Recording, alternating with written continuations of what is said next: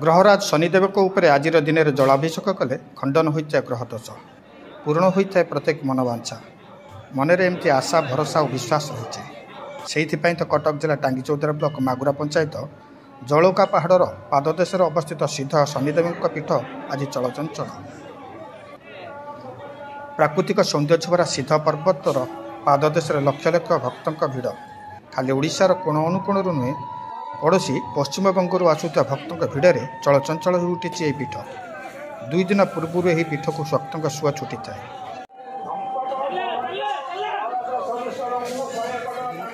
कहारी मानसिक पूर्ण होता है तो आउ कहीं मानसिक कि ग्रहरा शनिदेव जलाभिषेक कर शनिदेव को जल द्वारा गाधोई देले प्रत्येक मनोवांछा पूर्ण होगा सह दुरारोग मुक्ति मिले बोली विश्वास रही।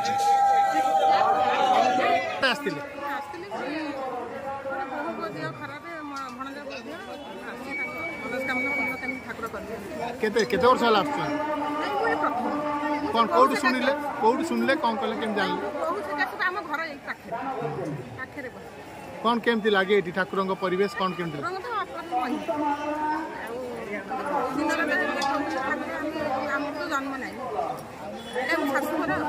मोना सुभाष चंद्र हरिचंदन मु भुवनेश्वर आसी ठाकुरंकर पूरा महिमा ये अच्छी भगवान शनिदेव पूरा कृपार सब सिद्धिलाभ हुए से आशार मुझे राति ग्राम बंधु घर थी आ सका सब आसिक शनिकर पा ढाली आमर कमी गोटे मानसिक ये इच्छा आस घर कौटी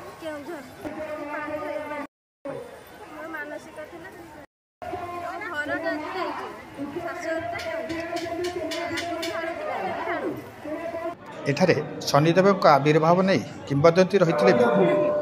एति कहुपे प्रभु शनिदेव कहीं कालू एठारे निजे अवस्थान कर अवश्य से बण जंगल भरा परिवेश नहीं कारण प्रभु शनिदेव प्रचार प्रसार फल स्थानीय आदिवासी आग्रह और सारा राज्यर श्रद्धालु उत्साह जो शनिदेव पीठ में अनेक उन्नति घटी वर्ष को वर्ष श्रद्धालु भिड़ बढ़िबार लगी लक्षाधिक भक्तों आगमन फल एठारे छोट बड़ व्यवसायी भल 2 पैसा रोजगार करुँच संख्यक भक्तों आगमन को देखि स्थानीय प्रशासन पुलिस स्वच्छासेवी अनुष्ठान पक्षर व्यापक व्यवस्था होती किशोर कुमार ये आम आध्यात्मिक पीठ यहाँ बहुत दिन ठाकुर निर्देश से आसी जनक पुत्र मैंने किसी होना सी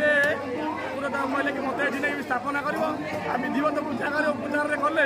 तुम पूजा हो बहुत दिन पर तार पूर्व कामना है यहीपरि आम भक्त मान मनस्कामना सब पूर्ण बहुत दूर दूरांत लोक आसुँच